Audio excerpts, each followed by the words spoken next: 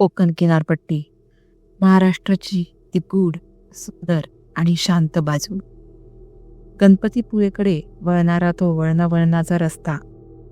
एका बाजूला समुद्राच्या लाटांची रहस्यमय कुजबूज आणि दुसऱ्या बाजूला घनदाट अंधारात बुडालेली नारळ सुपारीची झाडी. रात्रीच्या वेळी या रस्त्यावरून गाडी चालवताना तुमच्या गाडीचे हेडलाईट्स जणू या कोकणच्या दाट अंधारात स्वतःचा मार्ग विसरून जातात.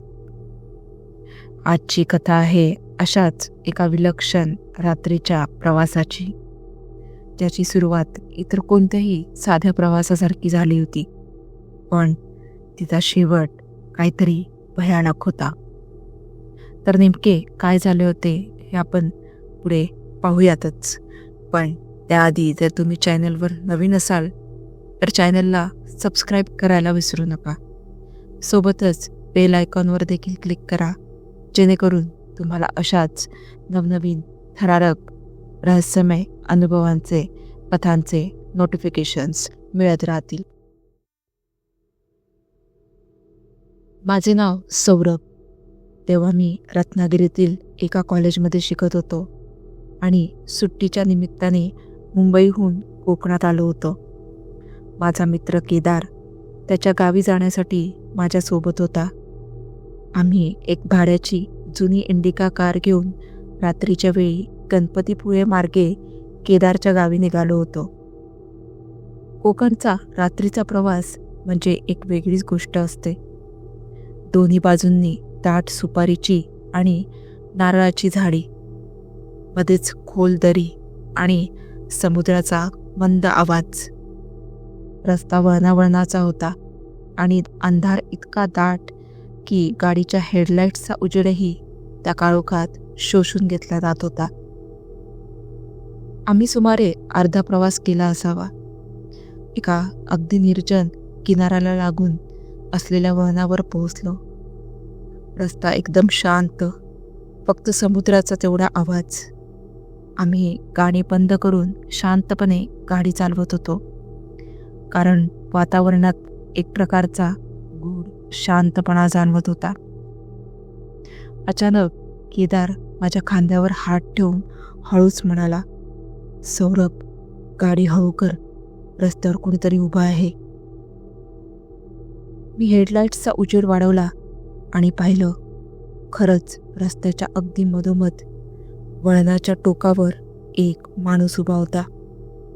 तो माणूस पांढऱ्या रंगाच्या कपड्यामध्ये होता, पण ते कपडे इतके मळकट होते की अंधारात सुद्धा जरा चमकत होते.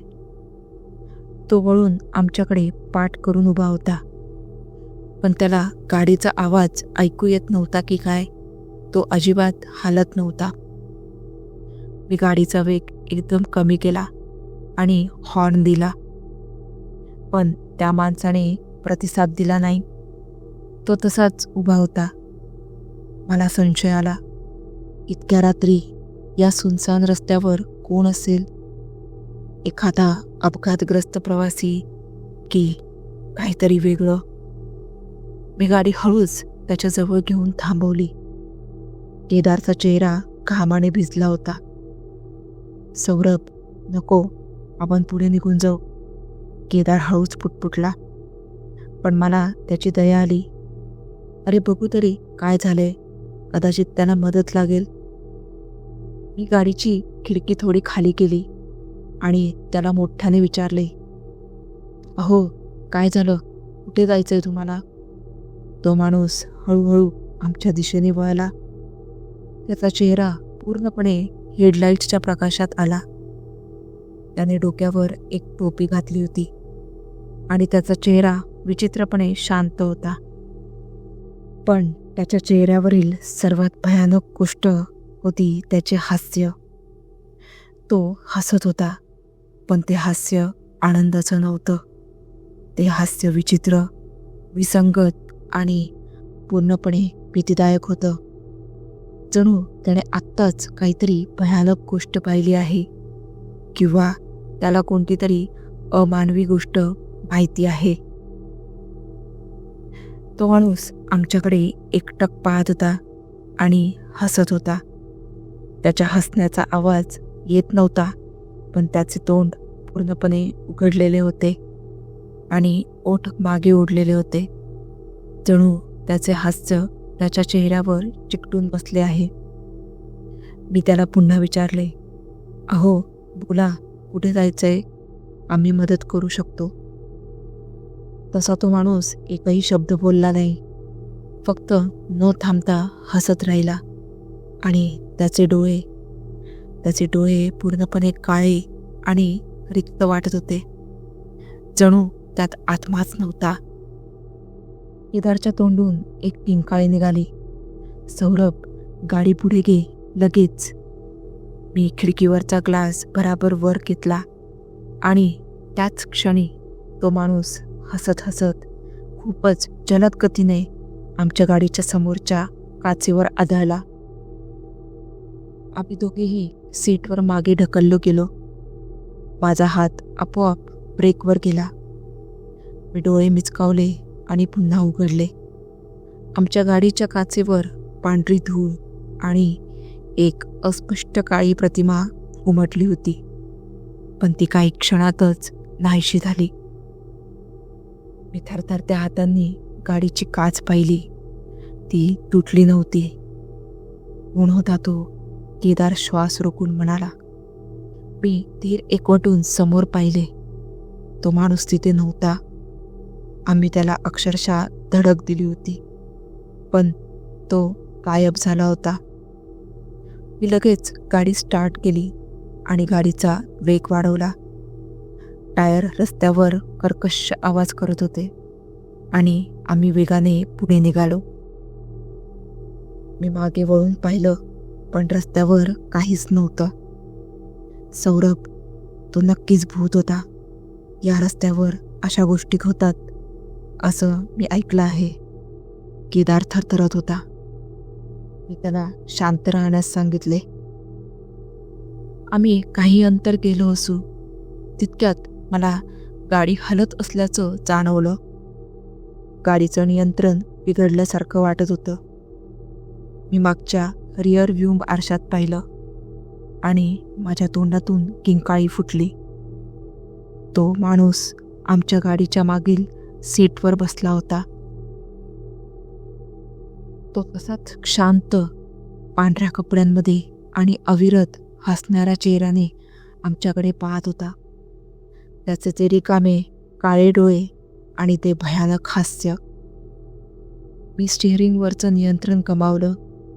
केदारने आरशात पाहिलं आणि तो जागेवरच जवळजवळ बेशुद्ध झाला. त्याच्या तोंडातून आवाजही बाहेर पडत नव्हता. खाली उतर, मी ओरडलो. कोण आहेस तू?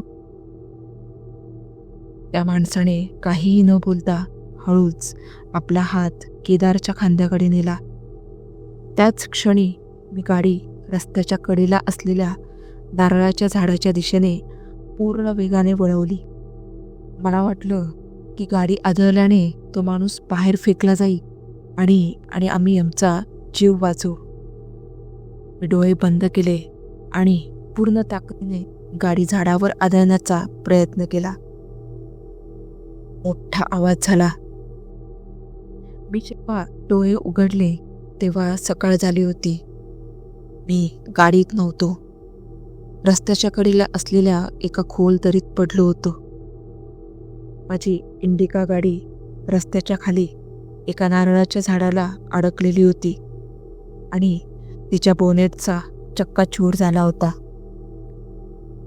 माझ्या अंगावर आणि पायावर खूप जखमा झाल्या होत्या, पण मला कसलीही गंभीर दुखापत झाली नव्हती. मी आजूबाजूला पाहिलं. माझ्या शेजारी केदार नव्हता. मी ओरडून केदारला हाका मारल्या, पण कसलाही प्रतिसाद मिळाला नाही. मी खूप कष्टाने दरीतून वर आलो आणि रस्त्यावर उभा राहिलो. माझा फोन काम करत नव्हता. मी तशाच अवस्थेत लंगडत लंगडत पुढे चालत गेलो आणि काही वेळाने मला एक जुनी ST बस दिसली. बसमध्ये बसल्यावर मी ड्रायव्हरला सगळी कहाणी सांगितली. बस ड्रायव्हरने शांतपणे माझ्याकडे पाहिलं आणि म्हणाला, तुम्ही नशीबवान आहात साहेब. दर 2-3 वर्षांनी त्या वळणावर रात्री अपघात होतो आणि गाडी थेट दरीत जाते. पण तुम्हाला वाचवलं कोणी? मला आठवत नाही, मी थरथरत म्हणालो. मला गाडीतून कोणीतरी बाहेर फेकून दिलं असेल, ड्रायव्हर गंभीरपणे म्हणाला. मी रत्नागिरीत पोहोचलो आणि पोलिसात तक्रार केली. पोलिसांना दुसऱ्या दिवशी दरीत गाडी मिळाली. गाडीत फक्त माझाच रक्तस्राव झालेला दिसला. केदारचा शोध घेतला, पण केदारचा मृतदेह कधीच सापडला नाही. पोलिसांनी निष्कर्ष काढला, रात्रीच्या वेळी गाडीवर नियंत्रण सुटल्यामुळे अपघात झाला असावा आणि केदारला समुद्राच्या भरतीने ओढून नेले असावे. पण मला माहीत आहे, केदारला समुद्राने नाही तर त्या हसणाऱ्या प्रवाशाने नेलं होतं. मी आजही त्या अपघातातून कसा वाचलो हे मला कळत नाही. पण जेव्हा केव्हा मला रात्री अचानक एकटा प्रवास करायचा असतो, तेव्हा मला माझ्या मागील सीटवर कोणीतरी शांतपणे हसणारा प्रवासी बसलेला आहे की काय अशी भीती वाटते.